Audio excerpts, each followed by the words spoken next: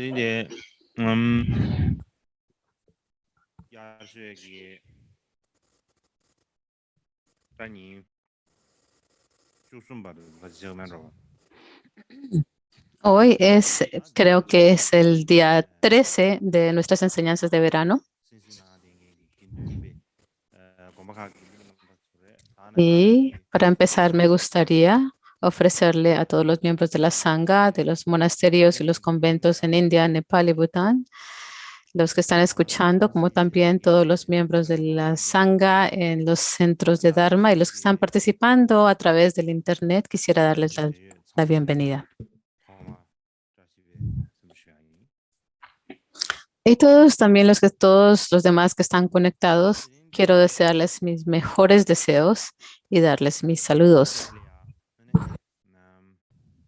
Para comenzar hoy,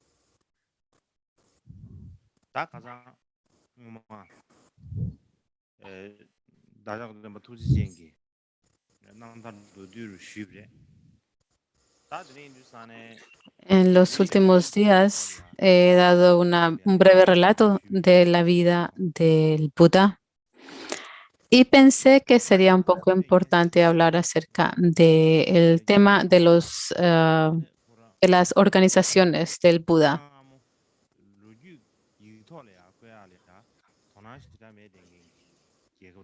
Y como saben, la gente de la India fue un país o es un país que no demostró mucho interés en registrar las fechas históricas.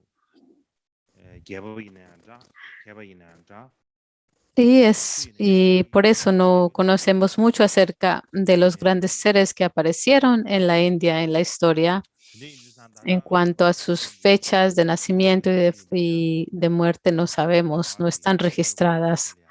Aún para las fechas de nuestro maestro compasivo no están grabadas o escritas en la historia de la India de manera evidente. Así que la pregunta de cuándo nació nuestro maestro y cuándo falleció es una pregunta difícil de abordar para nosotros y para dar respuestas.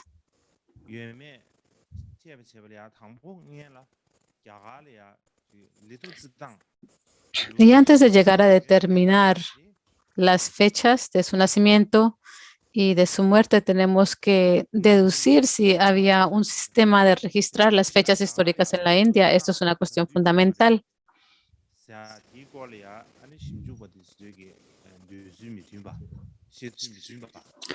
Y los investigadores tienen distintas posiciones en cuanto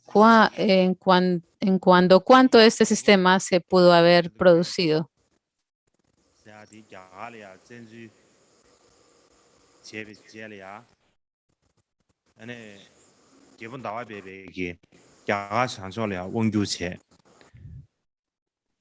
Y algunos de los eruditos dicen que después de que Alejandro Magno invadió la India, después de que este emperador griego invadió la India, el emperador Maurya Chandragupta gobernó el norte de la India y a partir de ese punto se desarrolló una tradición de registrar fechas pasadas en los reinos de los emperadores.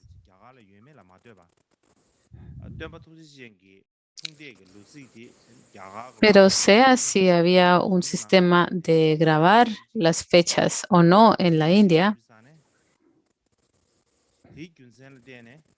no hay un registro claro que diga distintivamente las fechas del nacimiento y de la muerte del Buda. Así que es muy difícil calcular las fechas del Buda, cuando nació y cuando pasó al parinirvana.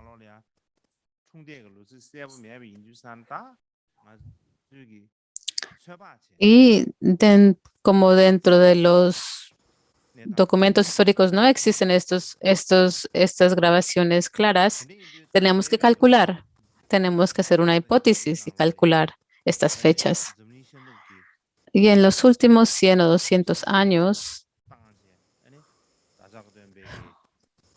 muchos académicos han tratado de utilizar todo método posible para ver si pueden determinar las fechas de su nacimiento y de su paranirvana.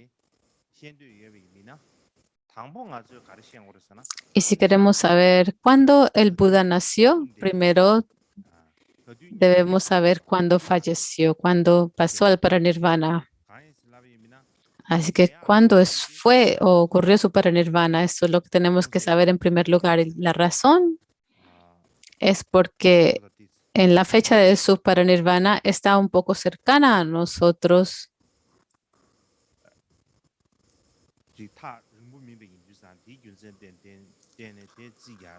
y no tan distante o no tanto en el pasado como su nacimiento, y por eso es más fácil llegar a calcularla.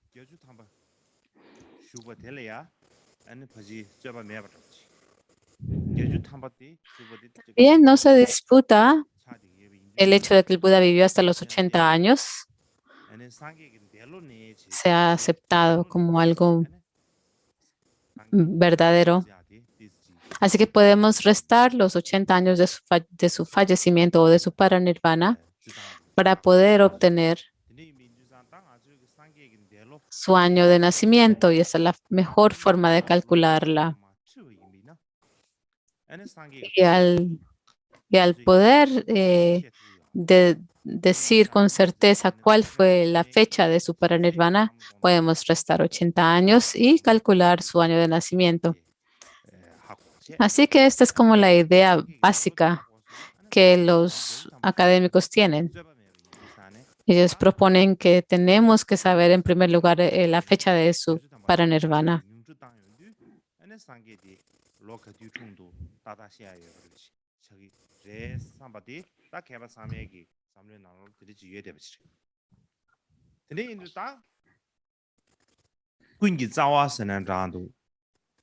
Y esta ha sido la idea que todos los académicos tienen en mente.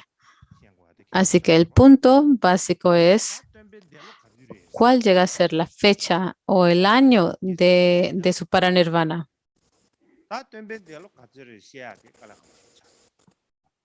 Esto es difícil de calcular, de decir qué día falleció, qué año falleció, perdón. De hecho, es muy complicado y difícil llegar a calcular el año de su paranirvana.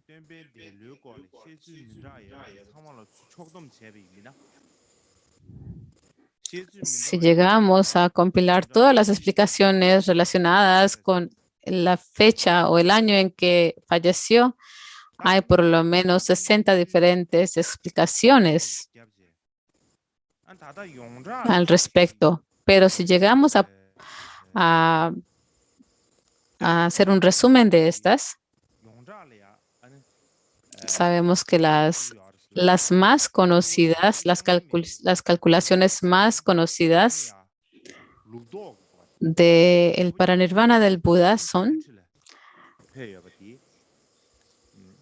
tienen que ver con las fechas del emperador Ashoka y después contar hacia atrás para llegar a saber la fecha de su paranirvana. Y esta es la forma más común que encontramos de poder calcular la fecha del paranirvana del Buda. ¿Y por qué tendríamos que calcular la fecha del paranirvana del Buda basándonos en las fechas de Ashoka? Es como lo describí anteriormente el otro día.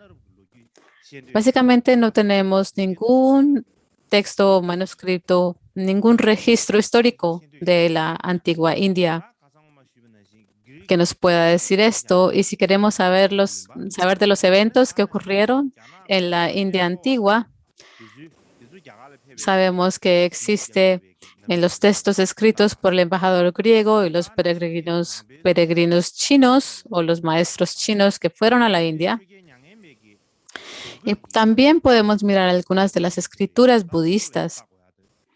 Y también podemos mirar las inscripciones rupestres de Ashoka en sus pilares. Podemos mirar las inscripciones en los pilares de Ashoka Y en general, estos no hay mucho debate sobre ellas.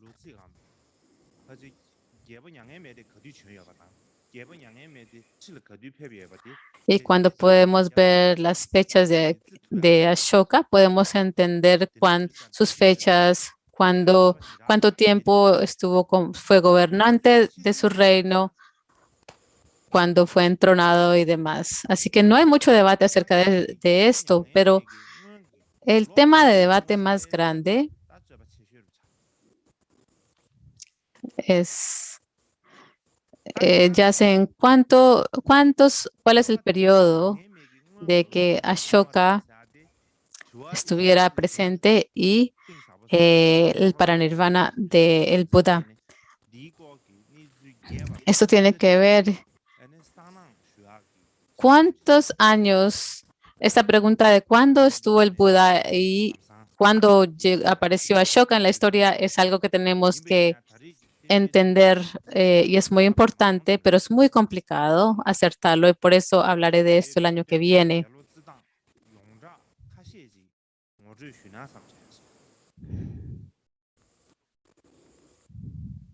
Pero para no dejar el tema completamente para el año que viene, quisiera ofrecerle algunas posiciones conocidas sobre las fechas relacionadas con el Buda.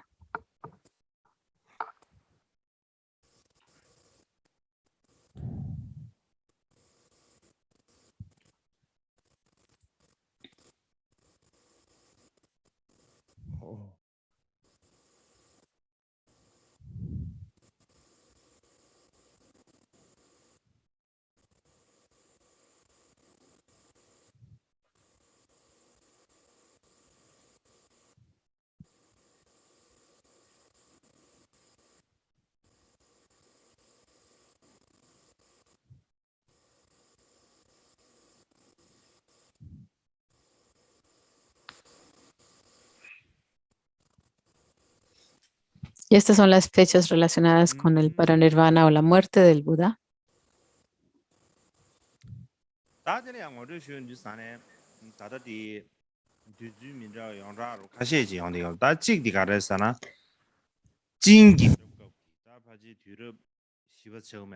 Hay diferentes registros acerca de las fechas que se propone durante la dinastía Qing en el siglo IV.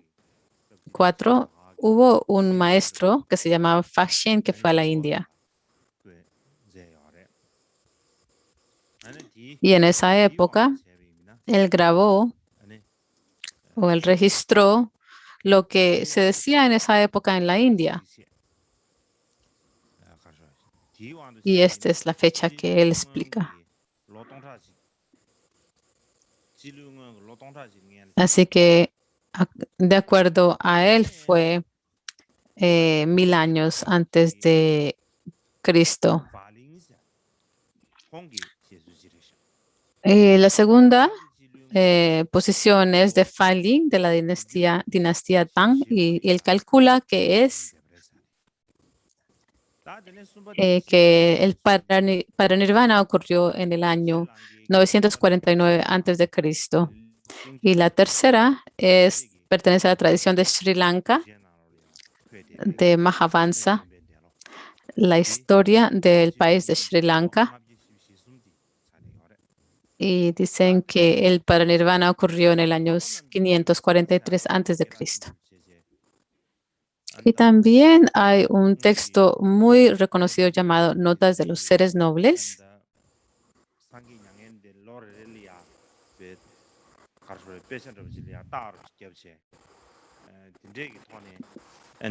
Este es un registro de las notas tomado por los maestros budistas después de que el Buda haya fallecido.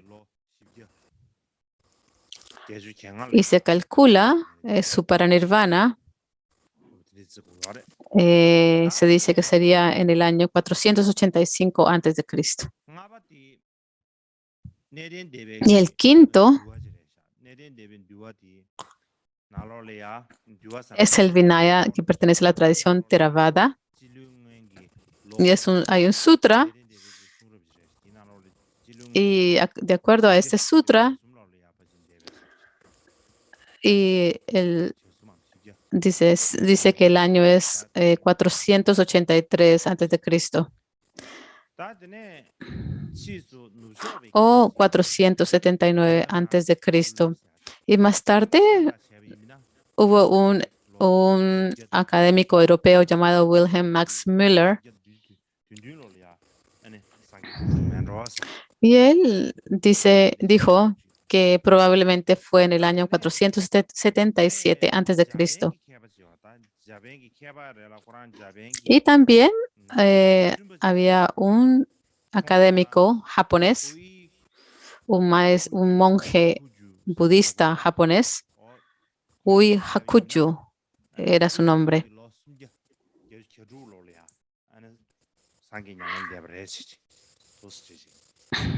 Y de acuerdo a él, es que el Buda pasó al Paranirvana en el año 386 antes de Cristo. Este es su hipótesis. Así que estas son las fechas que se proponen y que son las más conocidas, y se las he presentado. Pero en cuanto a los detalles de esto, es un tema para el año que viene. No he hecho suficiente preparación para llegar a explicarlos en detalle este año. Y en los últimos años también, algunos académicos han examinado estas fechas y también tienen se debaten estas fechas, de hecho, todavía.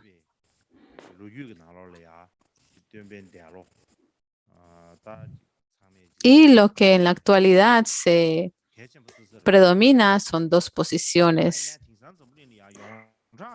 Pero de todos modos les he presentado las fechas que se conocen más. Sin embargo, las dos posiciones principales que se conocen por todo el mundo es que el Buda falleció antes del año 500 antes de Cristo. Y la segunda es que falleció en el año 386 antes de Cristo. Esas son las dos posiciones principales que se conocen. Y la tradición tailandesa sigue a la de Sri Lanka, al decir que fue en el año 543 antes de Cristo.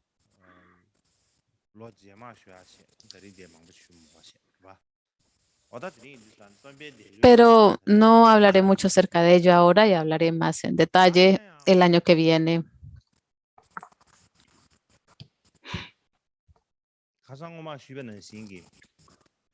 Y como lo dije anteriormente,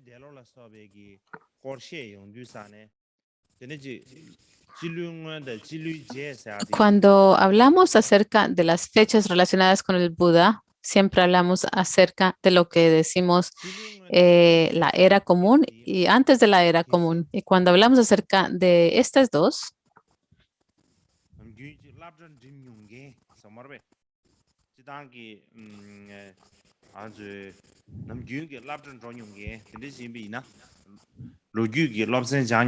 si eres alguien que ha sido a la escuela o al colegio, has tenido educación, has estudiado historia, probablemente tienes una idea de lo que quiere decir las fechas relacionadas con la era común y antes de la era común. Pero la mayoría de los monjes de nuestros monásticos no han tenido dicha educación.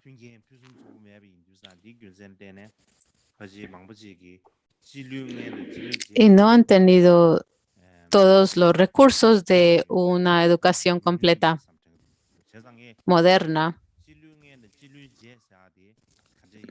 Posiblemente algunos de ellos que sepan la diferencia entre lo que es la era común y antes de la era común, pero quisiera darles una introducción acerca de este tema. Una presentación muy breve.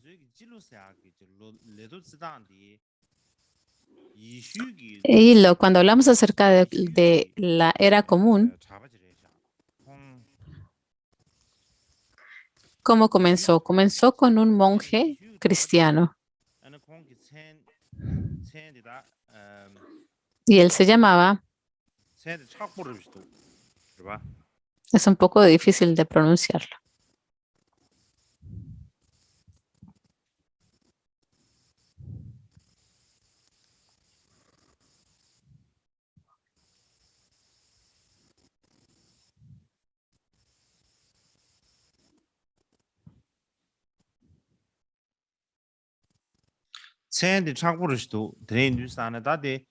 Es un nombre difícil de pronunciar, así que no necesito leerlo.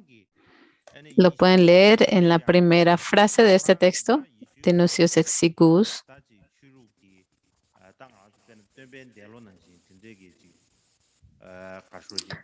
Y él estaba calculando las fechas de acuerdo a la tradición cristiana, de la misma manera que nosotros llegamos a calcular las fechas en base al paranirvana del Buda. Y se basó en el calendario romano para idear este nuevo calendario. Y en general, los romanos pasaban sus calculaciones de fechas de acuerdo a el reinado de cada emperador. Esta era la tradición que tenían. Así que en Roma tenían emperadores y llegaban a calcular los años de acuerdo al año en que ascendían al trono. Pero habían muchos emperadores y muchos, porque habían muchos. Y cuando ascendían al trono se empezaba a contar de nuevo desde uno. Por ejemplo, había un emperador llamado Diocleciano. Y el año que ascendió el trono se tomó como base común, el estándar. Y a partir de ese momento fue el primer año. Y después, más tarde, cuando la tradición cristiana ya se había difundido, antes de eso, al principio estaban utilizando el calendario romano.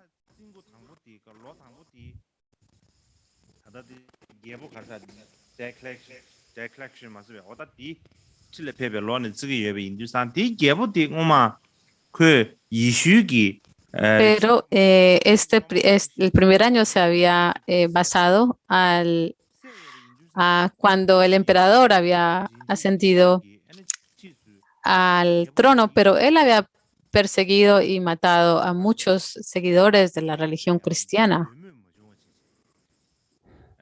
Y es por eso que los cristianos no querían calcular sus fechas de acuerdo a el momento en que él ascendió el trono. Y por eso querían establecer un nuevo sistema de calcular las fechas. Y este monje llamado Dionysius Exiguus comenzó una tradición que se basa y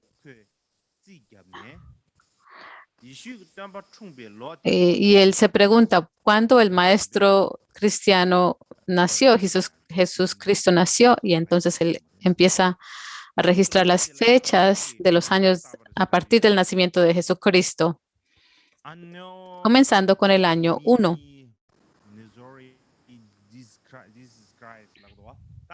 Y lo llamó a este sistema el Anno Domini Nostri Jesucristi, que es el año de nuestro Señor Jesucristo.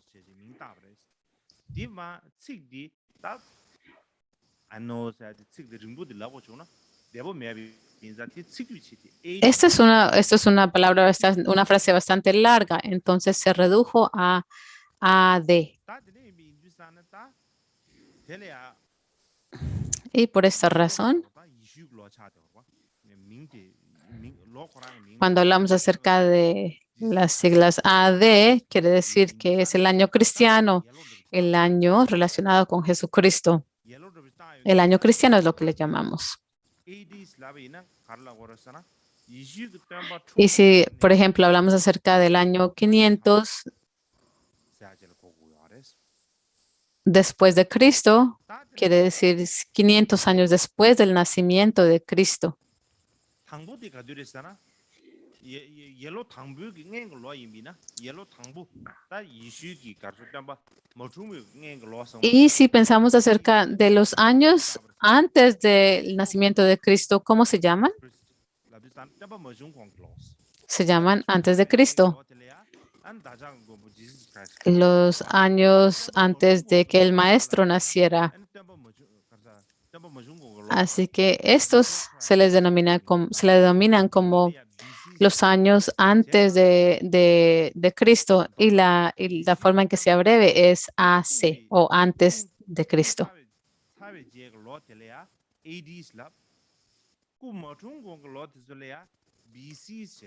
Así que antes, los años antes de que Cristo naciera se le llaman AD y después son de DC.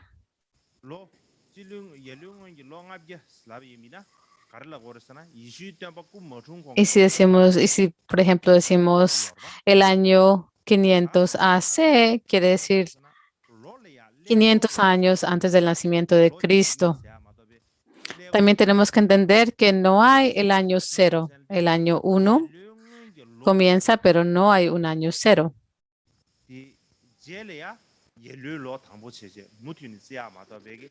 Después del año antes de Cristo, AC, le sigue inmediatamente el año DC, después de Cristo.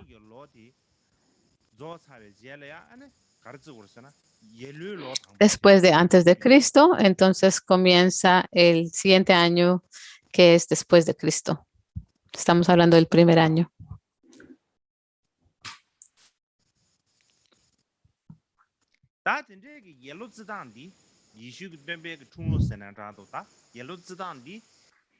Y después de que esa tradición se estableció, se extendió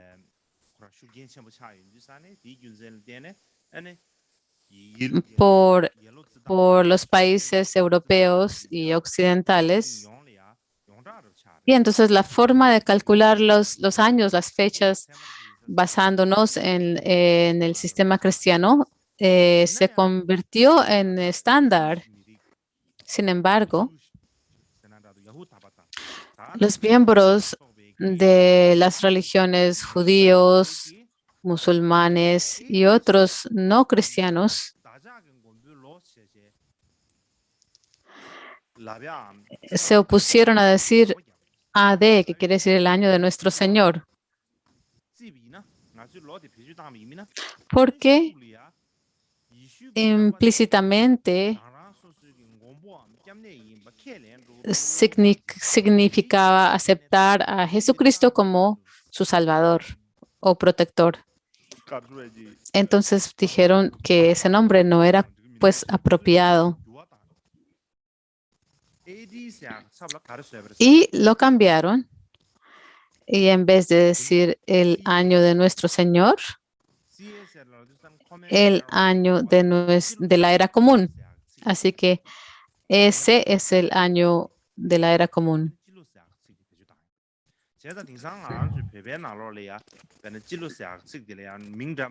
Y en tibetano decimos chilo, que quiere decir la era común. Y hoy en día tenemos muchos nombres en tibetano para decir que estamos hablando de la tradición externa o una tradición cristiana en referencia a las fechas. Pero comúnmente en el mundo se conoce como la era común. Y es la mejor forma de decirlo.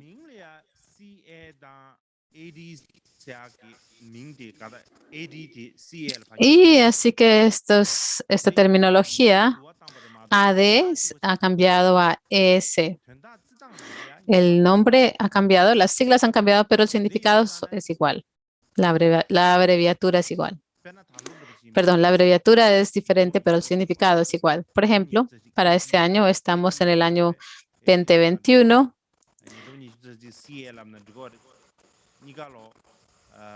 S o DS y es igual, porque podemos decir que han transcurrido 2021 años desde la era común comenzó.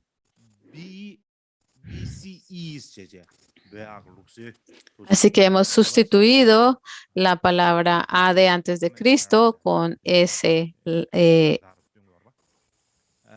antes de AS, perdón, antes de la era común. AS. Entonces decimos antes de la era común o antes de Cristo, son diferentes nombres, pero tienen el mismo significado. Creo que lo pueden entender, ¿verdad? Espero que lo entiendan.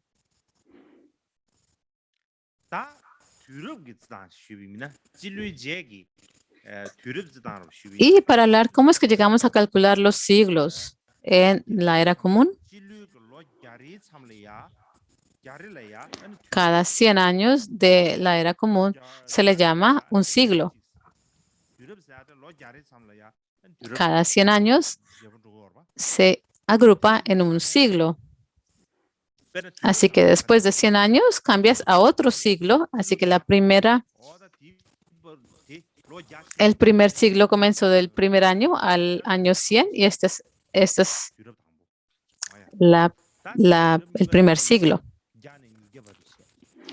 Y cuando hablamos acerca del segundo siglo, abarca el año 100 al año 200 y el tercer siglo, el año 200 al año 300 y el cuarto siglo, el año 300 al año 400 y el quinto abarca el año 400 al año 500.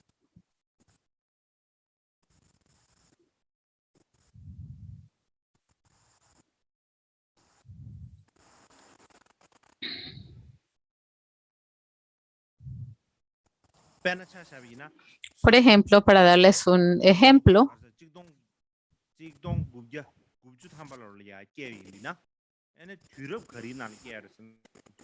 si naces en 1980,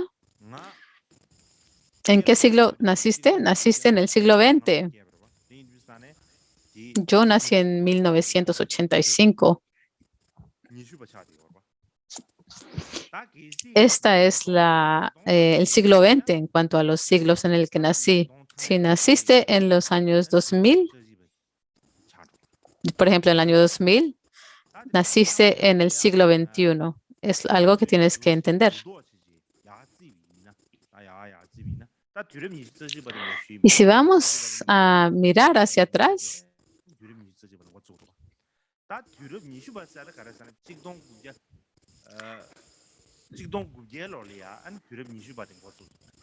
si nos preguntamos cuándo el siglo XXI comenzó en el año 2001.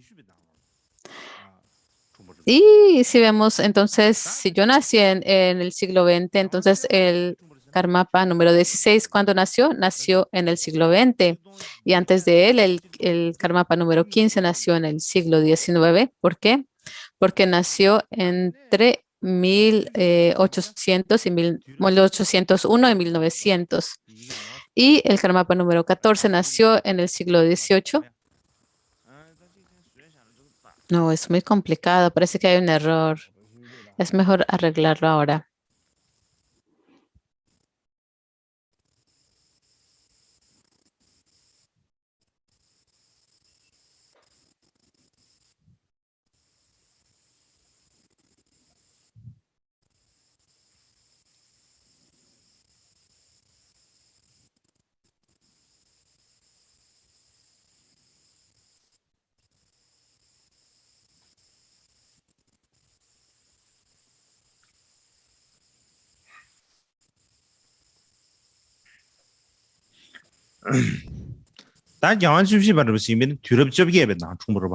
Así que el Karmapa número 14 nació en el siglo XVIII.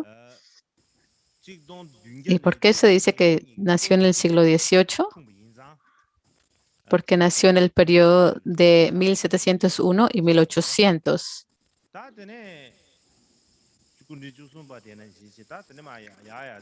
Y el Karmapa número 13 también nació en el siglo XVIII y si vemos todos los Karmapas anteriores, así es como se cuentan sus fechas de nacimiento.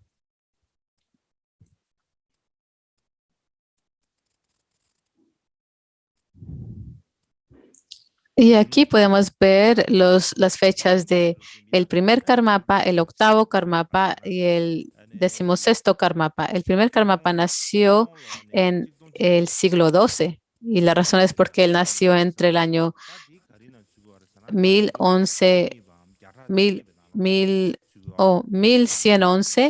y 1200. Y por esta razón se dice que nació en el siglo XII, que el primer Karmapa Dusun Khenpa. Así que nació en el año 1110 y en cuanto al siglo es el siglo XII, es así como lo contamos.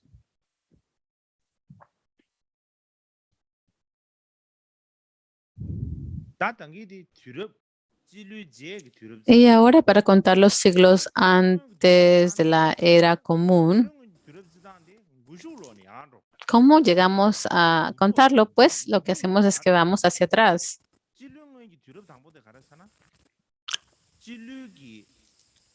Los siglos posteriores se les dan los números menores. Así que contamos desde el primer año antes de Cristo, del primer año al año 100, que comprende el siglo I.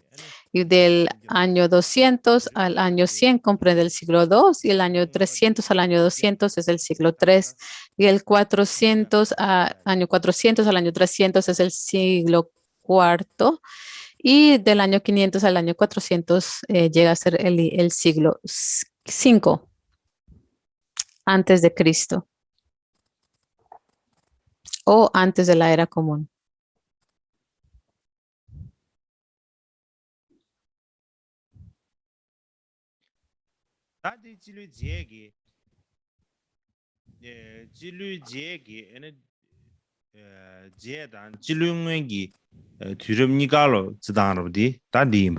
Y aquí podemos ver cómo calculamos los siglos en la era común y antes de la era común. Creo que ustedes lo entienden, no tengo que hablar más acerca del respecto. Y también quiero hablar acerca de cómo calcular cuánto tiempo ha pasado. Y básicamente es fácil. En la era común simplemente restamos el año anterior del último. Por ejemplo, cuando Mikyo Dorje nació en el año 1507 y ahora estamos en el año 2021. Todos sabemos eso. Si llegamos a sustraer el 1507 de 500, perdón, el 2021 de 1507, nos quedan 514 años. Entonces, han pasado 514 años desde el nacimiento de Mikyo Dorje. Y en cuanto a los siglos, él nació en el siglo XVI. ¿Y en qué siglo estamos? Estamos en el siglo XXI. Tenemos que restar 2021 de 1507 y te das cuenta que tienes la misma suma de 514. Y por esta razón, podemos decir que han pasado 5 siglos desde el nacimiento de Mikyo Dorje. Así que 514 años son 5 siglos.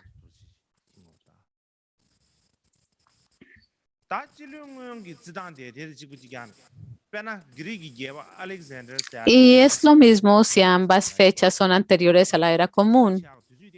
Por ejemplo, estaba hablando con el emperador griego Alejandro Magno invadió la India en el año 326 a.C. Y Ashoka fue coronado emperador probablemente en el año 268 a.C. Y si restamos 326 de 268, nos quedan 58. Por lo tanto, decimos que Ashoka se convirtió en emperador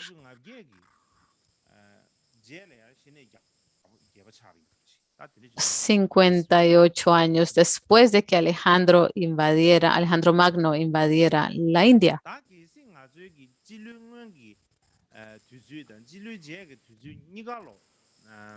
Y si queremos deducir la fecha de antes de la era común y otra en la era común, entonces tenemos que sumar los dos números y restar 1, porque no hubo un año 0. Esa es la razón. De acuerdo al sistema de la era común.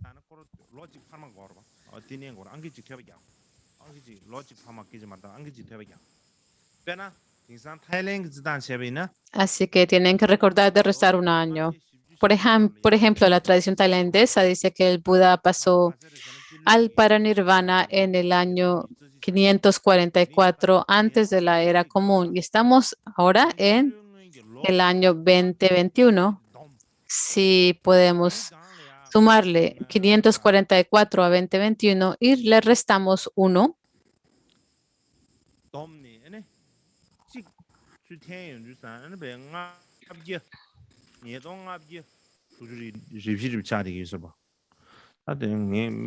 nos quedan 2.564 años.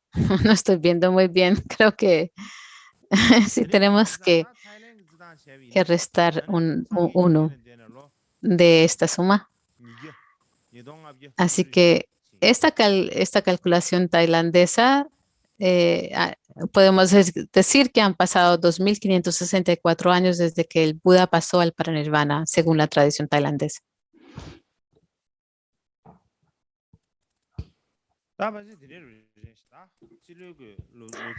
Creo que ya es suficiente. Esta fue una presentación muy breve en cuanto a cómo es que se calculan las fechas en la era común. Ahora vamos a tener un descanso de 30 minutos.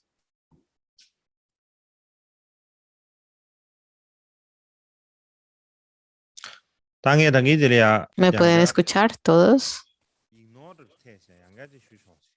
Y un error aquí en la porción tibetana.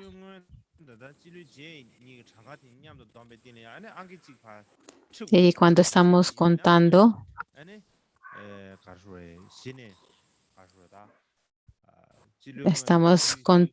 aquí los días entre la última parte y tienes que restar.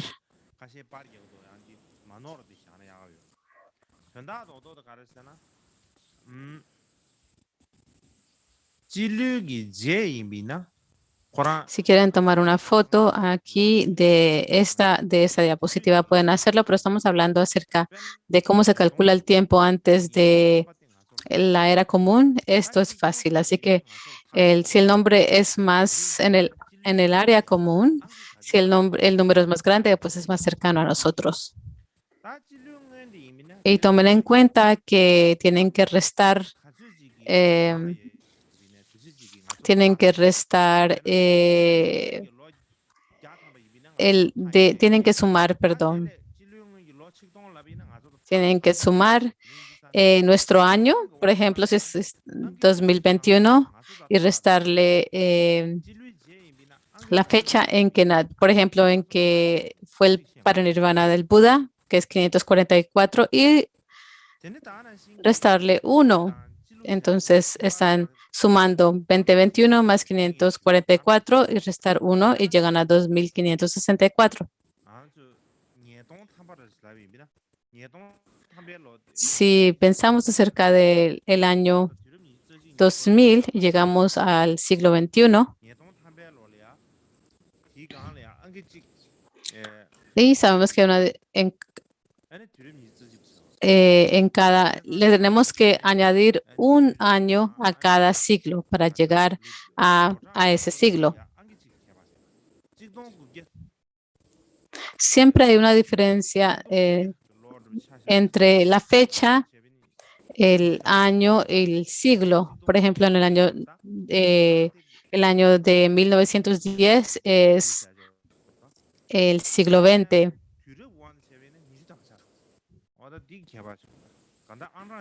Y si hablamos acerca del año 1901, pero el siglo es el siglo XX. Y el siglo es como un número más grande que el año. ¿Por qué? Porque no tenemos el año cero. Sí, porque no hay un año cero. No tendríamos que hacer estas distinciones entre las fechas de los años y los siglos. Y también porque es importante tener en cuenta los años de la era común, como lo dije anteriormente.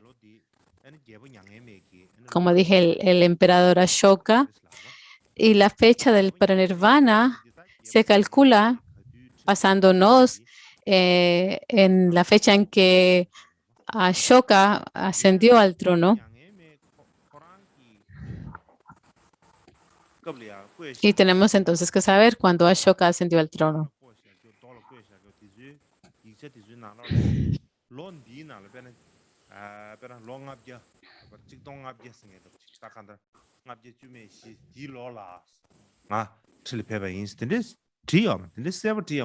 Pero las inscripciones rupestres en Ashoka no dicen el año explícitamente, dice después, 9 años después de que ascendía al trono o un año después de que ascendía al trono. Así es como están escritas. Así que se convierte muy importante saber cuál fue el año en que él ascendió al trono. Y no sabemos exactamente.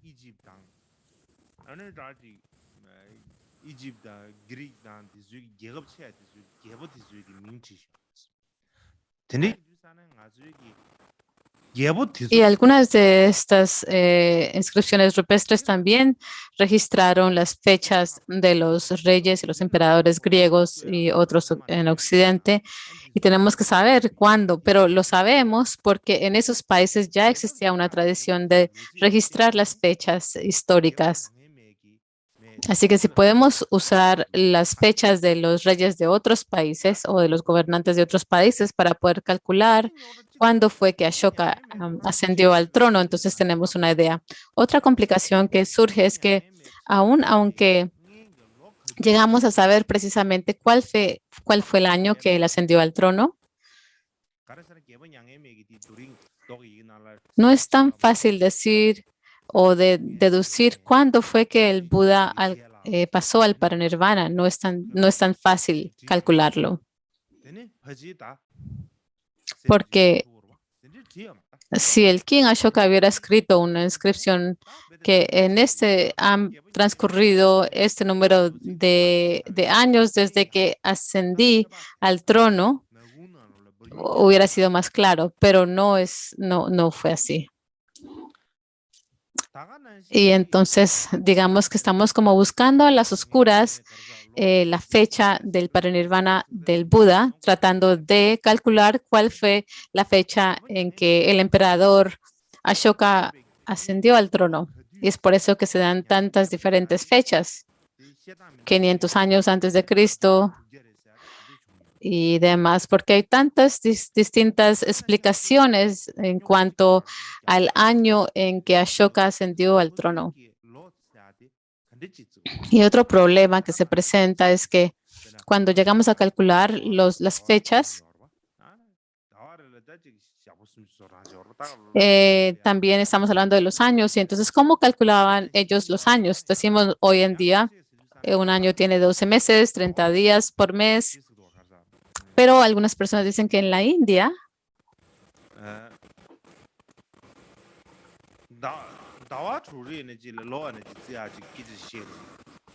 algunas veces calculaban el año como de 6 meses, como 6 meses podía ser un año.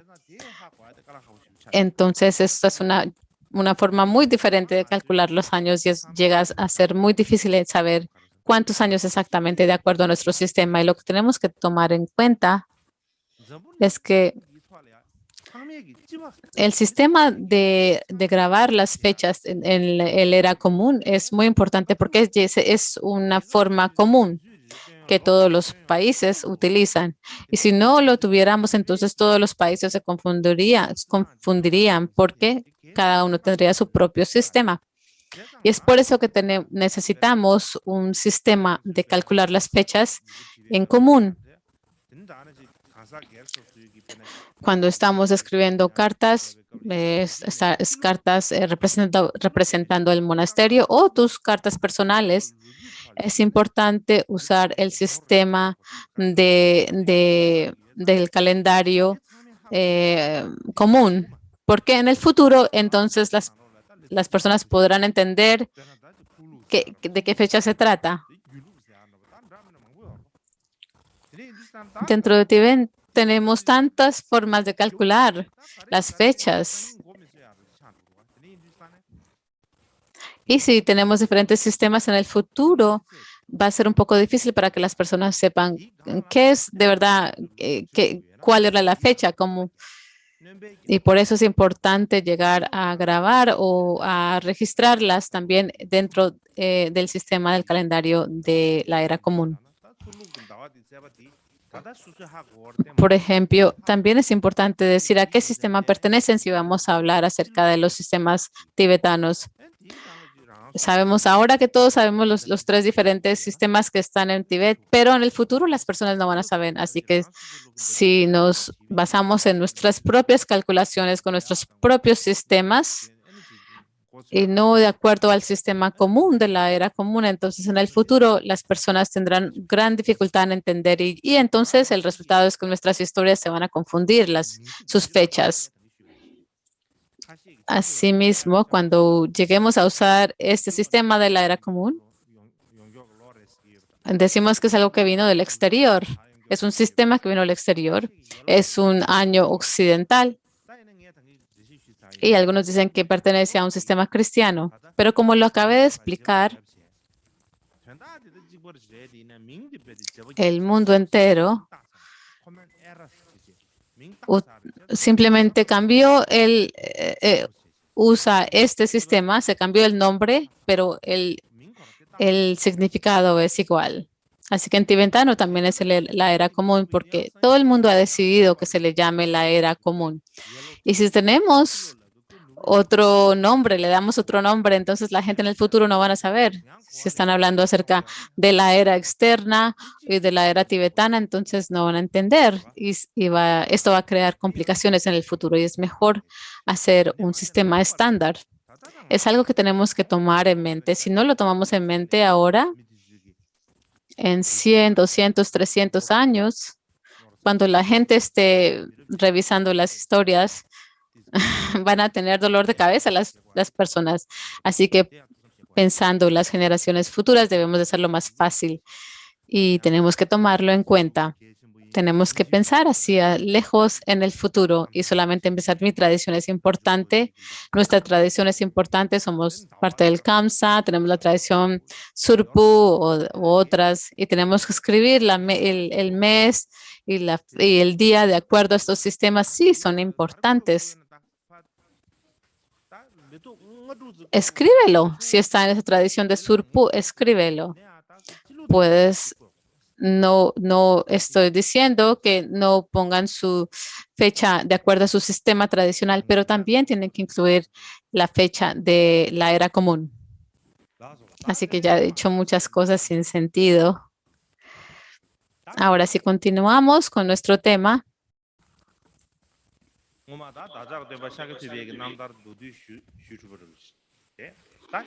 Y expliqué el otro día acerca de la vida del Buda en breves palabras. Y ahora me gustaría darles una introducción una introducción de los discípulos más importantes del Buda. Y antes de hablar acerca de ello, algo que se me olvidó mostrarles el otro día, pensé que debería demostrárselo ahora a ustedes. Mencioné el jarrón donde estaban las reliquias del Buda que se excavó de la India no fue en Nepal, pero fue en la frente, no fue, fue en la frontera entre Nepal e India y más que todo en el territorio de la India. Y excavaron un jarrón y que contenía reliquias y eran los huesos y en la parte exterior se escribió que estos son los huesos del Buda para los Shakyans, para que los Shakyans adoren o hagan ofrendas. Así que ahí es donde está la inscripción y este es el jarrón que quería mostrarles. Y algunas personas dicen que están escrito, tal vez lo escribieron en la era moderna, pero cuando los investigadores lo han investigado, dicen, no, esto pertenece a una escritura antigua, de una era antigua. ¿Dónde está ahora? En el Museo de Calcuta. Si vas a Calcuta, hay un gran museo en el Maltuta en Calcuta, y si vas, puedes verlo, pero no sé si siempre está en despliegue, pero está en ese museo. El contenido del jarrón no está ahí ahora. La mayoría del contenido de las reliquias se fueron al rey de Tailandia, otros se fueron a Sri Lanka y también, como lo mencioné anteriormente, se les ofrecieron a Japón. Y aquí está el pilar de Ashoka con los 4 leones, que está en Sarnath. Si vas a Sarnath, ves que hay un museo y está ahí el pilar de Ashoka.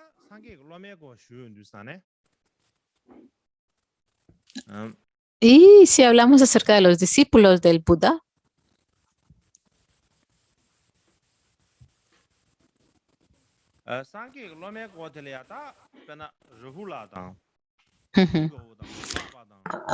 hablamos acerca de Rahula, Aniruddha, Ananda, Nanda, Devadatta. Todos pertenecen a la casta Kshatriya, ¿verdad? Rahula, Ananda, Aniruddha, estos 3 primeros, se les consideran como los 10 grandes discípulos Shravakas del Buda. Y en el Sutra Vimalakirti, esta es una lista derivada del Vimalakirti Sutra que les estoy mostrando. Y en la tradición Theravada también hay un sutra de los 10 sabios y la lista es diferente. Algunos de estos nombres no los hemos encontrado en tibetano. Sariputra, Matkalyana, Mahakashapa, Puruna en Katyana y Subhuti, Uravela, Kashadi, Nadu y los hermanos Kashapas eran Brahman. Y aparte de estos 3 hermanos Kashapas, también habían otros que estaban incluidos entre los 10 discípulos Kashapas. También estaba Yasha y Gavayati, que pertenecían a la casta Vaishya. Y Upali y Shunita también pertenecen a los 10 grandes Shravakas, en particular Upali, basándonos del sutra del Vimalakirti. Y como lo mencioné anteriormente, los estudiantes del Buda incluían miembros de todas las castas. Estaban los de los brahmanas, los kshatriyas y la casta Shuddha. Así que en el Dharma, en el Buda Dharma, no elimina todas las distinciones de casta. Y no solamente habían diferentes castas representadas, digámoslo así, pero también habían mujeres discípulas de Shravaka. Por ejemplo, su propia tía, la propia tía del Buda, Prajapati, su reina Yashodhara y Utpalivarna, que fueron discípulas muy conocidas. Así que entre los bhikshus están los superiores en prajna y en milagros y demás. También reconocemos entre los bhikshunis, las bhikshunis, reconocemos a las que tenían el prajna superior y la capacidad de milagros y demás.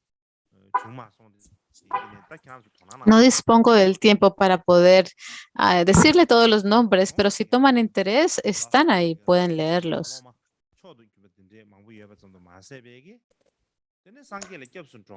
No solamente teníamos estos grandes bhikshus y bhikshunis, también había muchos estudiantes laicos que llegaron a ser discípulos muy superiores, entre ellos Bimbasara y su hijo Ajatasattu y el rey de Presenajit de Kosala y todo el pueblo de Shakya, que son el clan del Buda. También el pueblo de los mayas, los pueblos de los mayas cerca de Kushinagara, los Lichavis y los Kaushambis, también salieron y se convirtieron en discípulos del Buda. Y también Anathapindata era una de las figuras más importantes en su tiempo. Y también el mayor Kalpanamandika, la joven Jivika, la gran médica. Y también la anciana Vishaka, una de las grandes discípulas mujeres. Así que cuando hablamos en resumen de los estudiantes del Buda, podemos encontrar todos tipos se encuentran en todos los niveles de la sociedad, altos y bajos, entre las personas comunes y otros. Entre ellos eran hermanos, padres o pertenecían al mismo clan, eran amigos. No había una distinción entre hombres o mujeres o viejos o jóvenes. Así que habían una gama de estudiantes de diferentes bagajes y de diferentes niveles de sociedad. Y cuando pensamos o hablamos acerca de los mayores o los mejores, habían más de 1,250. Si solo contamos sus mejores discípulos y los mayores eran alrededor de 1,250 y podemos decir, eso no es una cantidad muy especial en nuestro Kagyu-Munlam. Cuando nos reunimos tenemos 3,000 o 400 miembros de la Sangha, pero en esa época en la India no estaba tan poblado como hoy en día. No había una población tan grande. Y también viajar no era tan fácil, así que se convertía en un evento extraordinario si 10,000 personas se podían reunir en un lugar. Así que esta figura de 1,250 no está abarcando todos sus discípulos, simplemente los mejores o los mayores.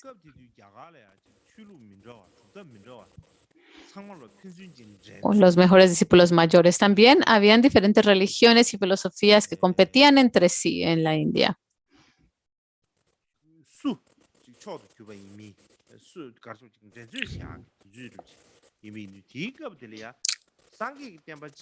¿Y quién iba a sobrepasar la otra? Pero solo el budismo se convirtió en una de las grandes religiones del mundo. ¿Y cuál es la razón? Hay muchas razones que podemos ofrecer, muchas causas y condiciones para hablarlo o abordarlo desde un punto de vista. Si comparamos el budismo a las religiones brahmánicas de esa época, el budismo era mucho más completo, tenía una visión más amplia de ver las cosas y de pensar, de pensamiento. Además, el budismo no solamente era más completo, fue en muchos sentidos una rebelión contra las costumbres de casta, de asceticismo, austeridades Y también era una forma, una reacción en contra de las formas externas y las costumbres que decían tienes que actuar de esa manera y de gastar toda tu vida engañándote con rituales. Claro, si hay un ritual que está relacionado con el budismo era diferente, pero si estaba relacionado que se enfocaba en aspectos externos, entonces no era muy provechoso y el Buda mostró que así era. Y el Buda mostró un gran respeto por los practicantes espirituales de su época, sin embargo. Mencioné que habían las tradiciones Shramana y las tradiciones Brahmanes y él las respetaba mucho. Y también era muy respetuoso de los Brahmanes. De hecho, el Buda era respetuoso hacia todas las personas. Y la razón por la que el Buda mostró tanto respeto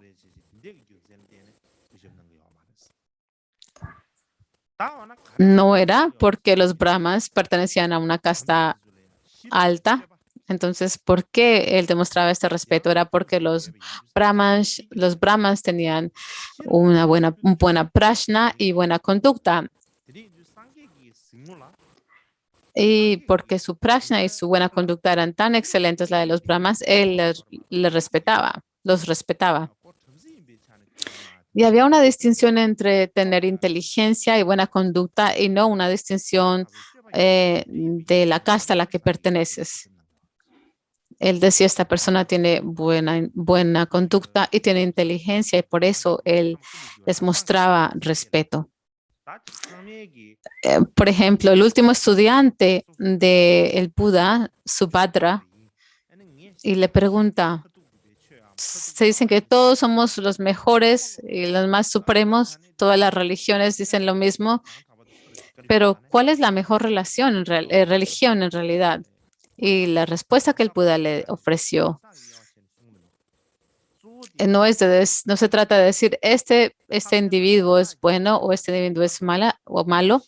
Lo que tenemos que distinguir es si poseen las 8 ramas del camino noble y el prajna y la conducta.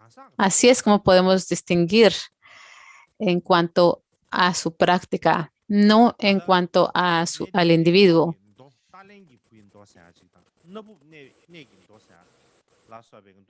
Y dentro del Sutra Theravada hay un sutra que se llama Asalayana Sutra y otro Asalayana Kalakatrana Sutra.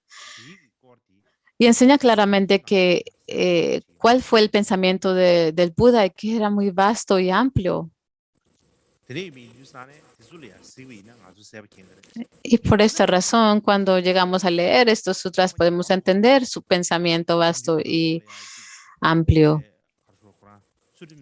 También podemos ver la forma en que el noble Upali, quien tenía la disciplina más pura y era tan erudito en el Vinaya, llegó a ser muy reconocido, pero él perteneció a una casta muy baja. Sin embargo, dentro del círculo de los discípulos de Shravakas, fue él a quien todo el mundo le mostró respeto. Y esto es la mejor evidencia de que el Buda no hacía distinciones de casta y que trataba a todos de la misma manera. También hay un sutra que se llama Los versos sobre Dhyana y pertenece a la tradición Theravada. Y en este sutra habla acerca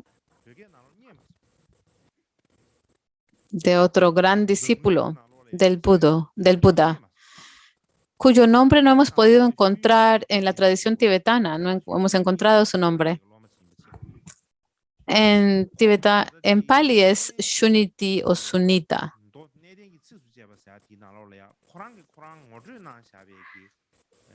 Y en este sutra sobre los versos sobre Dhyana, él habla acerca de sí mismo. Y lo he traducido ligeramente. Y lo que dice él, dice, nací en una casta baja y soy muy pobre y siempre tengo que darme prisa como un sirviente de otra persona. Soy un barrendero. En el sutra dice que él era alguien que limpiaba los baños. Simplemente tenía que limpiar, digamos que la materia fecal de los baños. Y alguien me ridiculizaba y me miraba con disgusto, se burlaban de mí y me miraban desde un lado. Y me miraban como si era una persona que era inferior o mala. Y sea como me consideraran los demás, tenía que ser sumiso y respetuoso con todos, inclinándome y usando palabras amables. Y un día pude seguir a algunos de los grandes discípulos y por casualidad conocí al Buda. Y cuando lo conocí, y solté todo lo que tenía en las manos y las boté, las arrojé y de inmediato me postré ante el Buda. Me incliné y el Buda con su compasión y amor paró de caminar y vino hacia mí. Y cuando vino hacia mí, me postré ante él enseguida y le dije, por favor, acéptame como tu estudiante. Quiero ser tu estudiante, por favor. Dame el permiso de ser tu discípulo. Concédeme el permiso de ser tu discípulo. Y en ese momento el Buda, que no tiene rival en este mundo, y me miró, volvió su rostro hacia mí y me dijo, muy bien, Bhikshu. Y el decir muy bien, Bhikshu, fue el primer dharma que escuché del Buda. Y él era un Bhikshu. Así que lo que esto nos demuestra es que el Buda miró a los pobres, a las personas desfavorecidas como sus amigos y amigas. Y las percibió como amigos.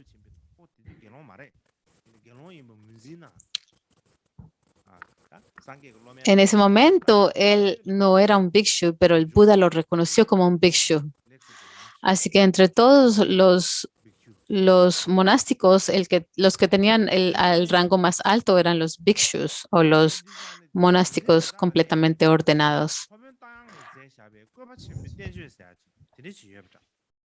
Y también hay un tratado de la gran multitud del maestro Ashvaghosha que no está traducido al tibetano. Y menciona a Sunita, y estoy buscándolo en tibetano. Y también describe cómo Sunita y Upali salen de sus entornos y se convierten en monjes. Y esto muestra el extraordinario coraje o fuerza que poseía el Buda. Cuando hablamos acerca del Buda, solamente nos enfocamos en sus milagros, pero en realidad la fuerza que él poseía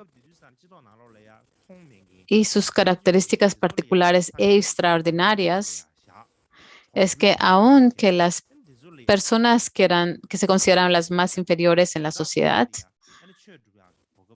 él las vio y les mostró respeto y las cuidó con mucho amor bondadoso y compasión y les ofreció la oportunidad de practicar el Dharma.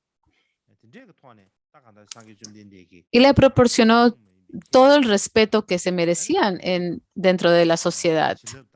Esto demuestra la cualidad del Buda y su compasión y sus bendiciones. Cualquier nombre que les llegues a decir, su amor compasivo, su amor bondadoso, es lo que era. Y algo que tenemos que tomar en cuenta también es que el Buda, cuando el Buda enseñó, enseñó el Dharma, lo enseñó en el idioma común. Esto es muy especial y por el por qué es en la historia hasta ese punto nadie lo había hecho así. Y la evidencia que tenemos de eso, la prueba, si podemos ver el Vinaya Mahasaka en el 25º libro del Vinaya de la escuela Mahisasaka, habla acerca de esto. Y también habla de dos brahmanes que salieron y estaban recitando sutras con la sangha, con todos los demás. Y cuando estaban recitando los sutras, le prestaron atención a la pronunciación de las palabras y a la gramática. Y los brahmas que habían estudiado el sánscrito, el védico, la tradición védica en sánscrito, pensaron que era muy diferente. Todo el mundo estaba escribiendo, los sutras en sus propios idiomas. Y entonces por eso lo estaban recitando así. Y ellos se enojaron, se sintieron muy infelices. Un día fueron a ver al Buda y se lo explicaron y ofrecieron su opinión y dijeron, los bhikshus pertenecen a diferentes castas, algunos son brahmanas, kshatriyas, otros vaishyas, y también hay diferentes clanes, pertenecen a diferentes clanes y también tienen distintos niveles de educación. Algunos tienen educación, otros no. Hay diferentes niveles. Así que cuando todos estamos recitando los sutras en sus propios y ellos están recitando los sutras en sus propios dialectos locales y lenguas coloquiales, esto es como una ofensa contra la palabra del Buda. Esta es una forma de pensar tradicional brahmánica. Porque cuando los brahmanes recitaban los Vedas, si haces un error en la pronunciación, esto es una ofensa a los dioses. Como lo había mencionado anteriormente, al recitar los Vedas tenías que tener excelente pronunciación, aunque sea un error, era una ofensa contra los dioses. En el sánscrito se le presta tan exacta atención a la pronunciación de las palabras. Esto fue algo muy importante para los brahmanes. Pero cuando estaban con los budas, los bhikshus, cada uno decía las palabras en sus propias lenguas. Y entonces a estos brahmanes les dio dolor de cabeza. Dijeron, no nos podemos quedar acá. Y es mejor decir que en el futuro, al recitar los sutras, es mejor si todos lo recitan en sánscrito. Porque si los van a recitar como si fueran ovejas y cabras, eso no es bueno, porque reduce la majestad de las enseñanzas del Buda. Es una ofensa. Y la respuesta que el Buda les da a ellos es, no es necesario recitar sutras en idiomas o escrituras que vienen de otros lugares. Si lo recitas en tu propio dialecto o lenguaje coloquial, está bien. En el futuro, si en lugar de usar su propia lengua materna, usa otra lengua extranjera, eso es un delito, dijo. Así que ellos estaban diciendo debemos de introducir o incorporar el sánscrito como la forma de recitar la lengua para recitar las sutras. Y el Buda está diciendo, no tienes que aprender un lenguaje. Tienes que recitarlas en tu propia lengua. Si tienes que aprender otra lengua para recitarlas, eso es una ofensa. Así que el punto principal es que las enseñanzas del Buda son para ayudar a todos los seres.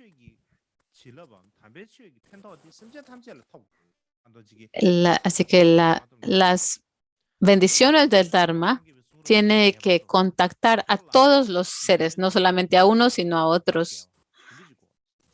Y es por eso que todas las escrituras del Buda tienen que estar de una forma escritas, que sean simples y accesibles y que la gente las pueda entender, para que las pueda entender y estudiar. Si solo se escriben en sánscrito, entonces las personas que tienen educación, que han estudiado, podrán entenderlas.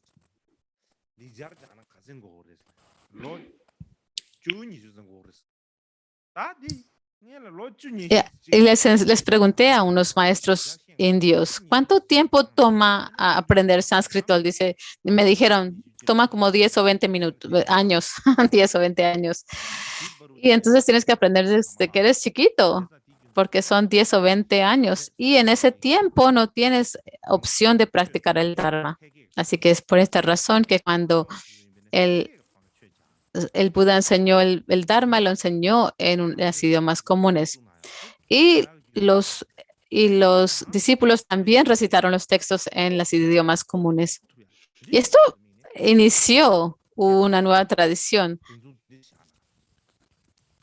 con el objetivo de que más seres pudieran entender y estudiar el Dharma. Y en esa época, algo que tenemos que entender es, ¿cómo lo digo?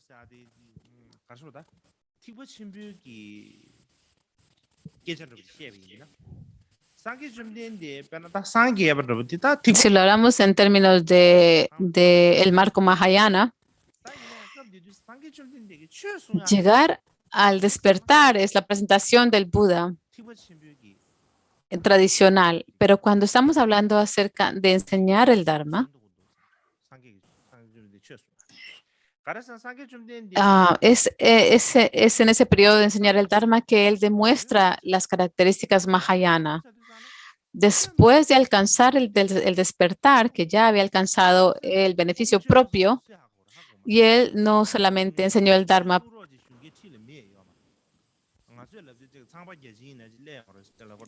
nadie le estaba preguntando,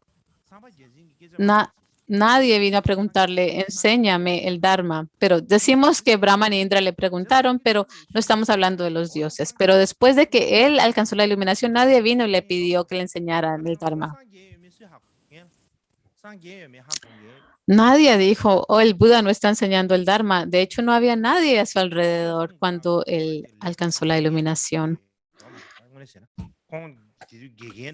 Así que, de hecho, el Buda no tenía ninguna responsabilidad o obligación de enseñar el Dharma. Si él era un maestro, entonces se puede decir, el maestro no viene a la clase y no está estudiando, no está enseñando a los estudiantes, porque esa persona tiene el título de maestro. Pero en esa época, en ese momento, el Buda no tenía ese título de maestro y no tenía esa responsabilidad de enseñar. Y él, si hubiera querido quedarse en el espacio de la paz completa, nadie le hubiera dicho que no. Pero ¿por qué él enseñó el Dharma? Por el beneficio de los seres. Y él de verdad reflejó profundamente y decidió enseñar el Dharma. Y la persona que decidió fue él. Y el hecho de que él tuvo esa valentía de enseñar el Dharma es una señal del Mahayana.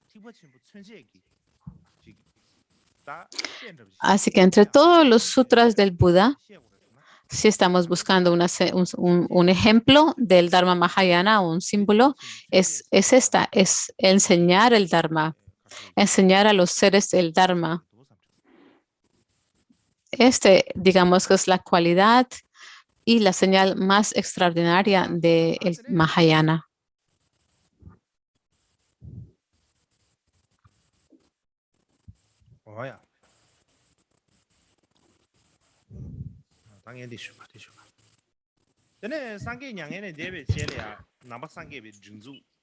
Así que después de que el Buda falleció, podemos decir que las organizaciones del Buda, después de que hay muchos estudiantes, ¿verdad? ¿Cómo fue que la organización de la Sangha se desarrolló? Para hablarlo en términos breves, después de que el Buda pasó al nirvana o al paranirvana, la región donde se quedaron y permanecieron los monjes fue en Magadha. Sabemos que falleció en Kushinagar y que nació en Lumbini. Estas son consideradas como las partes del norte de la India. Y el lugar donde llegó a alcanzar la liberación en Bodh Gaya es la parte del sur y donde se conocieron como los 4 sitios, perdón, y donde enseñó el Dharma fue en la parte occidental. Estos 4 sitios se conocieron como los 4 sitios budistas sagrados.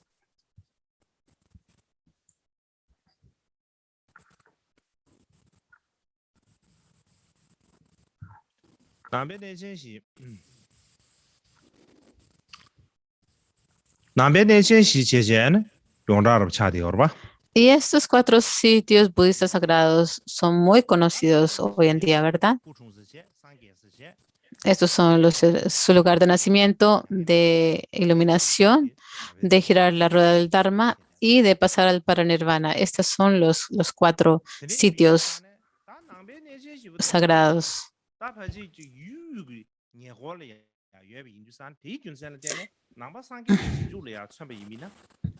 Y estas todas están en el lugar, en las tierras centrales de la India.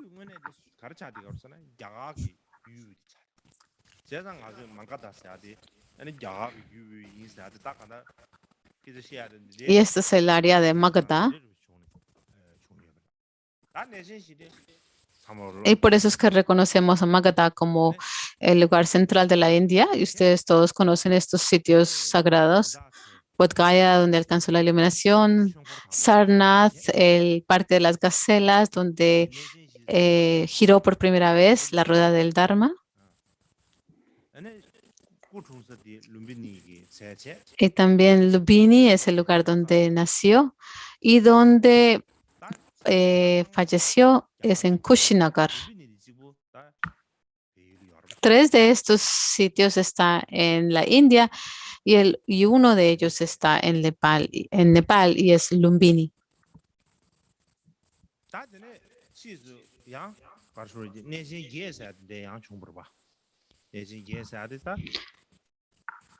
Y hemos también hablamos acerca de los 8 lugares extraordinarios. Pero no tenemos que hablar de cada uno en detalle. Pueden verlos ustedes aquí. Estos son la región central.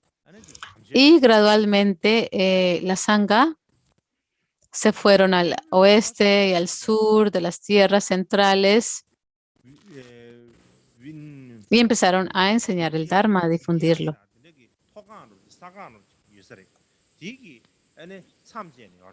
Y al sur de las tierras centrales, las montañas Vindhya forman como una frontera natural. Y al este, el clima es demasiado caluroso. Y no era un lugar en el que mucha gente habitaba en ese tiempo. Y en el sur oeste, la fuerza de la expansión del budismo creció más fuerte día a día. Se extendió lentamente en Occidente y después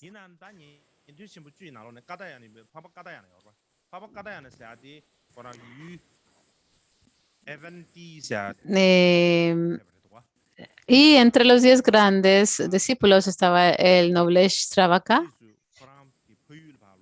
y se fue a su tierra de Avanti y ahí enseñó el Dharma a muchas personas. Era uno de los 10 Shravakas que se llamaba Mahakachana. También estaba Purna, que fue el hijo de Matía, y él era originario de un lugar llamado Suparananta, y es probablemente en la costa occidental de la India, creo que es al sur. Y en esta región encontraron más tarde un pilar del emperador Ashoka, así que es posiblemente que está en la ciudad, cerca de la ciudad moderna de Mumbai. También regresó a su tierra natal y enseñó a muchas personas el Dharma, pues eso fue lo que hizo él. Y así sucesivamente muchos estudiantes hicieron lo mismo. Y estas digamos que es el principio de la forma en que el Dharma empieza a difundirse. También había muchos comerciantes que tenían gran fe en las enseñanzas budistas y entre ellos habían muchos comerciantes que habían venido a las regiones centrales y tomaban refugio en el Buda y cuando regresaban a sus tierras difundían las enseñanzas. Los comerciantes tienen que viajar de un lugar a otro y es por esta razón que ellos llegan a tener un gran impacto en el crecimiento del Dharma en otros lugares. Por ejemplo, se difundió el Dharma, Kachana difundió el Dharma en Mathura, que se encuentra cerca del actual Delhi.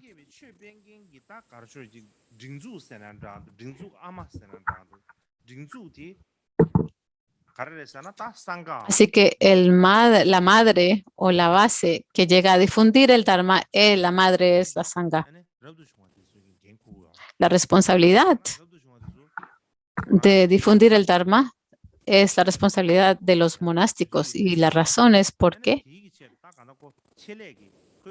Porque el Sangha utilizan todo su tiempo para practicar la escucha, la escucha, el estudio y la práctica. Ese es su trabajo en especial, lo que hacen. Claro que los practicantes laicos tienen que practicar el Dharma, pero también tienen que hacer muchas responsabilidades de familia, de hogar y no disponen de tanto tiempo como los monásticos. Y no tienen tanto tiempo para poder estudiar el Dharma, de escucharlo, de contemplarlo y de practicarlo. Así que los que difunden el Dharma es el Sangha principalmente. Y estamos hablando, cuando hablamos acerca de la palabra Sangha, estamos hablando de una comunidad que está en armonía. Así que los seguidores del Buda consideraban al Buda como el Satra, el maestro que enseñó el Dharma, el que les había enseñado el camino y tenían fe unipuntual en él.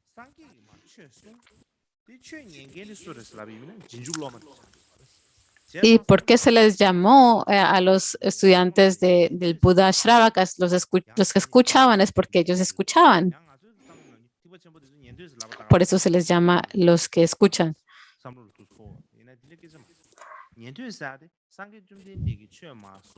Y pensamos que desde el punto de vista mahayana, pensamos que son inferiores a los que se les llaman los que escuchan, pero aquellos que escuchan el Dharma son los seguidores del Buda o los Shravakas.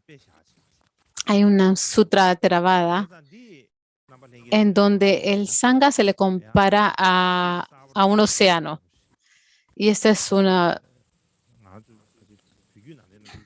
pienso que esta es una forma nueva, una descripción nueva. No lo discutimos así dentro de nuestra tradición tibetana.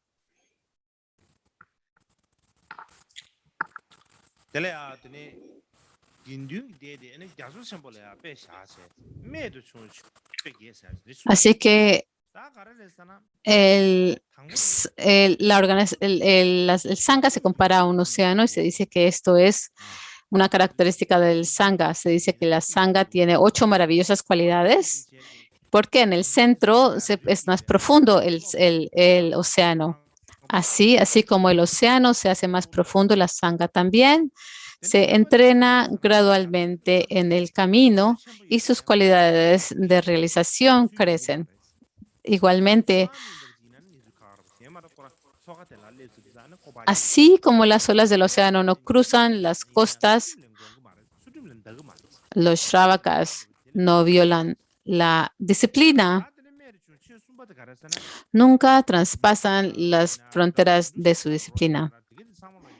Y así como así como los cadáveres no permanecen en el océano, sino que el océano los lava hacia las orillas. De la misma manera, aquellos entre la Sangha que violan la disciplina tienen ofensas. El cuarto punto es así como un centenar de ríos entran en el océano y desaparecen en él.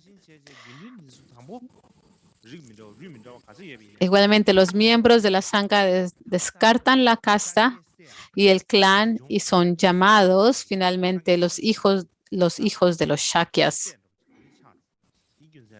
los hijos del practicante espiritual, el maestro Shakyamuni. Y la quinta cualidad maravillosa es que, así como todo el océano tiene el mismo sabor salado, cuando lo tomas, cuando lo bebes, tiene este sabor salado. De la misma manera, toda la sangha tiene el mismo sabor de la liberación. Y la sexta cualidad maravillosa es, así como un centenar de ríos fluyen hacia el océano, pero nunca disminuye ni aumenta. Igualmente, dentro de la sangha, no importa cuántos individuos en la sangha alcancen el nirvana, la sangha nunca disminuye ni aumenta. También, así como hay muchas joyas en el gran océano, las corales y perlas, igualmente la sangha también tiene las cualidades maravillosas, las cualidades de la inteligencia y la disciplina y demás. Y así como hay muchos peces grandes en el océano, similarmente hay muchos individuos superiores en la sangha. Estas son las 8 cualidades maravillosas y pienso que esto es muy, muy bonito.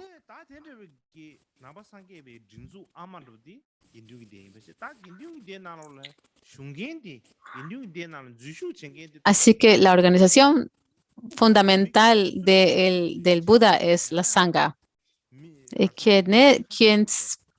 Fuera quien serás, quien eres o quien eras, podías incorporarte a la sangha. Podían ser de cualquier casta o clase social, alta o baja. En unas religiones solamente personas que pertenecen a su grupo étnico pueden incorporarse. Pero en el budismo, en la sangha, no hay ninguna distinción de casta o de nacionalidad. La vida de un monástico era principalmente un estilo de vida errante. Y cuando lo dijimos anteriormente, en la tradición de los hindúes, que ellos tenían el sistema de las 4 etapas de la vida, y una de ellas era de ir de un lugar a otro. Y entonces la vida de un monástico era principalmente un estilo de vida errante donde debían de mudarse sin permanecer en un lugar fijo y por lo tanto los requisitos para su sustento eran extremadamente simples porque no era fácil cargar cosas que eran pesadas. Y por eso tenían, digamos, de acuerdo a las 3 ropas del Dharma, solamente eran 3. Y tenía un cuenco de limosna y tenían nuestra o un tapete que ponían en el suelo y tenían un filtro de agua. Y estas se les llamaba los 6 requisitos. Era un sitio, una situación muy simple, una vida, un estilo de vida muy simple. Y el material para las ropas del Dharma inicialmente eran de algodón y más tarde se elaboraron de lino o de seda, pero para eso se requiere mucho material y era muy difícil reunir todas las limosnas para tener estas ropas. Y es por eso que los miembros de la sangha siempre usaban las mismas ropas y no tenían otra. Y de la misma manera, los bhikshus y bhikkhunis siempre tenían que ir de un lugar a otro y no sabían si era un lugar próspero o no. A menudo ellos solían quedarse en lugares aislados o bajo un árbol y al aire libre. Lo mejor de la India es que en el verano, en el verano están las temporadas de las lluvias, pero en la mañana, pero después de esos 8 meses no hay mucha lluvia y era fácil quedarse entonces debajo de un árbol.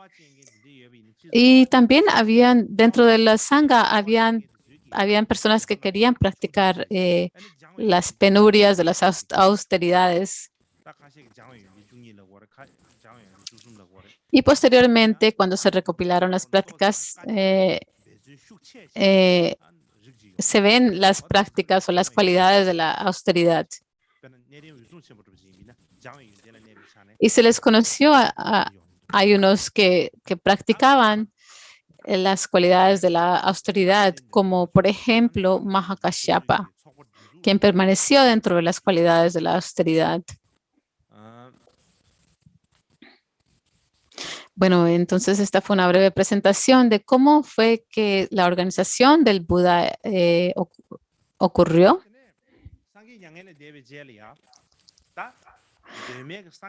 Después de que el Buda pasó al paranirvana, las escrituras originales del budismo, ¿cómo fue que se recopilaron? Tenemos el Kangyur en tibetano. ¿Cómo fue que las palabras del Buda se recopilaron?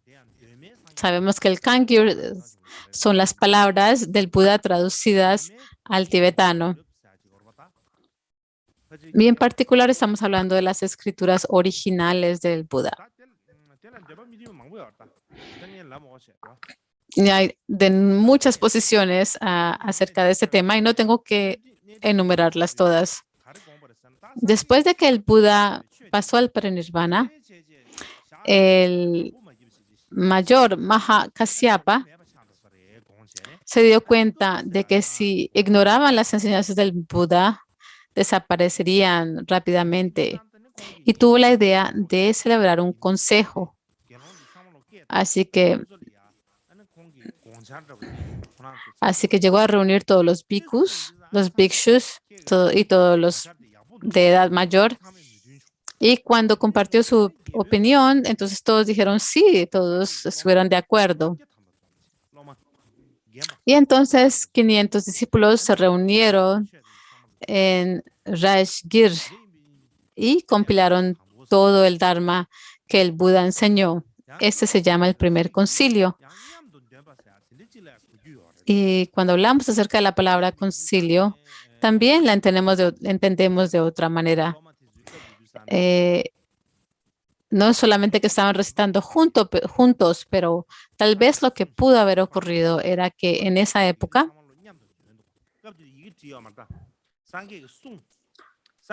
todos estaban recitando los textos que habían memorizado, no lo habían escrito hasta ese punto, simplemente los tenían memorizados. Y eran 500 discípulos mayores del Buda, y cada uno dijeron, yo he memorizado esta cantidad de sutras y cada uno lo recitó.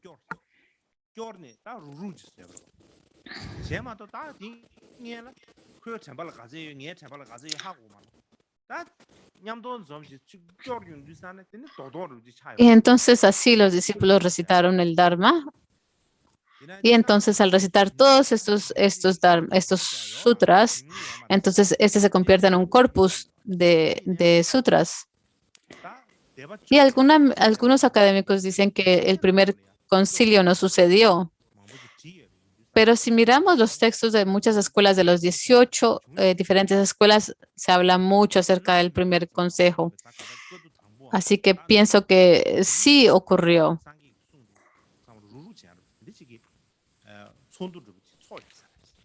Y cuando se reunieron, tuvieron esta primera reunión, es posible que sí ocurrió. Y en esa época, en este consejo de 500 discípulos, hay dos principales. Uno era Ananda. Se le dio a él la responsabilidad de enseñar el Dharma que el Buda había enseñado. porque Ananda siempre estaba con el Buda y escuchó todo el Dharma y lo recordó. Así que todo lo que el Buda había dicho, Ananda lo había escuchado. Y por eso Ananda recitó el Dharma. Y el Vinaya fue recitado ¿por quién? Por el noble Upali, el que era el más erudito en el Vinaya. Estas fueron las dos personas principales en este consejo. Y esto lo estoy explicando de acuerdo a la tradición Theravada y de acuerdo a nuestra tradición tibetana.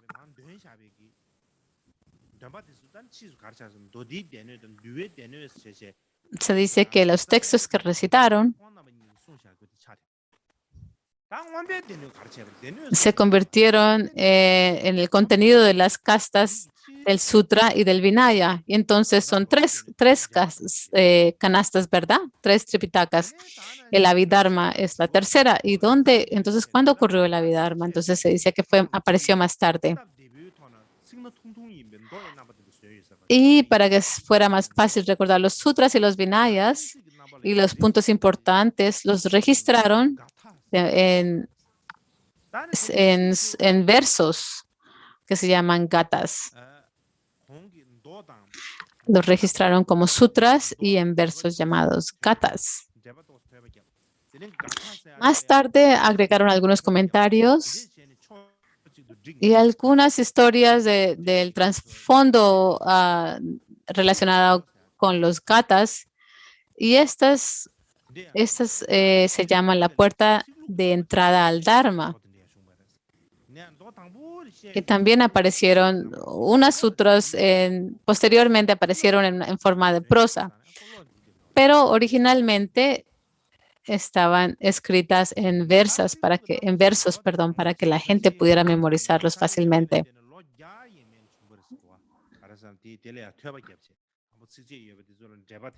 Y se dice que los sutras y las explicaciones en prosa o los sutras en prosa ocurrieron 100 años después del parinirvana del Buda.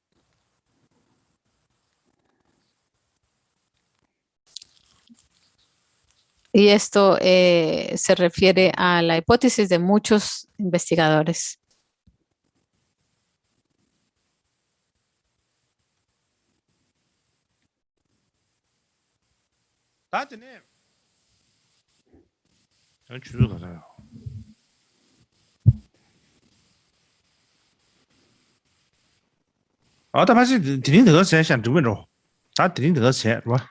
Tal vez es suficiente por ahora. Y hablaré acerca de lo demás mañana. Así que ahora me gustaría hacer un anuncio. Mañana es el último día de las enseñanzas. Este es el primer anuncio. Y le hemos añadido días extras a las enseñanzas. Y he enseñado ya casi por un mes. Y si le añado más, es un poco difícil. Me he cansado un poco ya. Y si digo que me he cansado,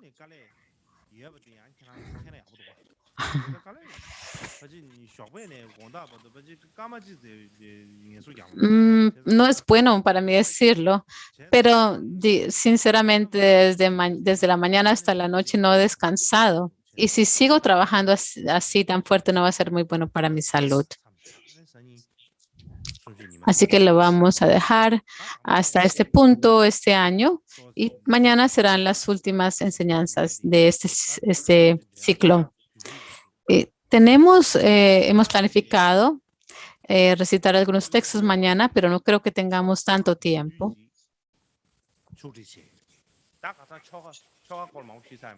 Así que he compuesto un ritual corto acerca de los hechos del Buda. He dicho que no tiene sentido los rituales, pero sí he compuesto un ritual.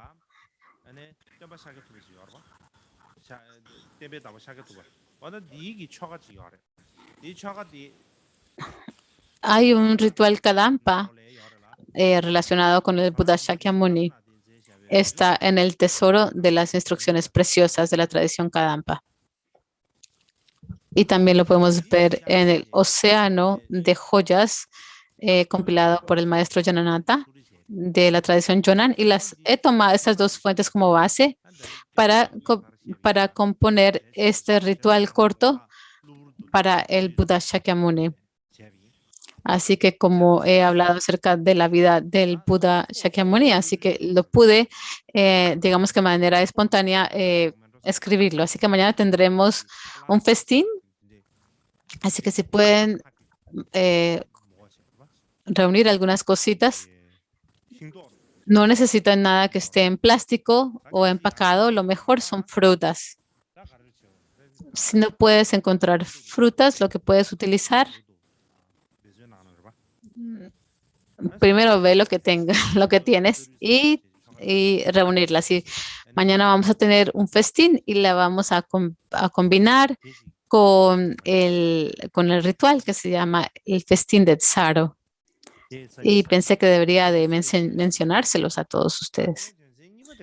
Lo haremos al final de las enseñanzas mañana. Y el siguiente punto es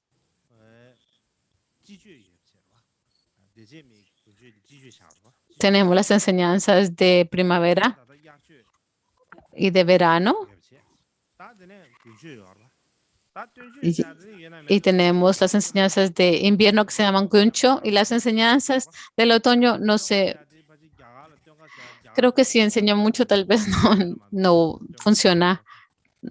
Y en la India y en Nepal no tenemos otoño, la estación de otoño mucho, así que no tenemos que pensar mucho acerca del otoño.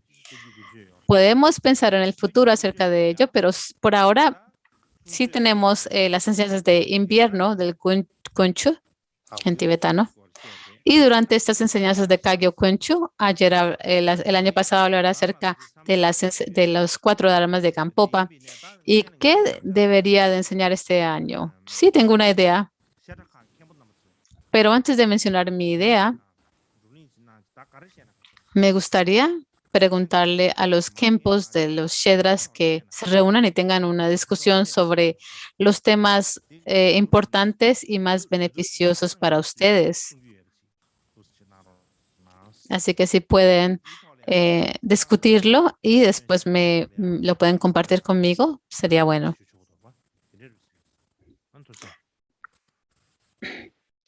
Y después de que ya reúnen unas ideas, entonces yo podré compartir las mías. Ahora vamos a tener las plegarias de conclusión.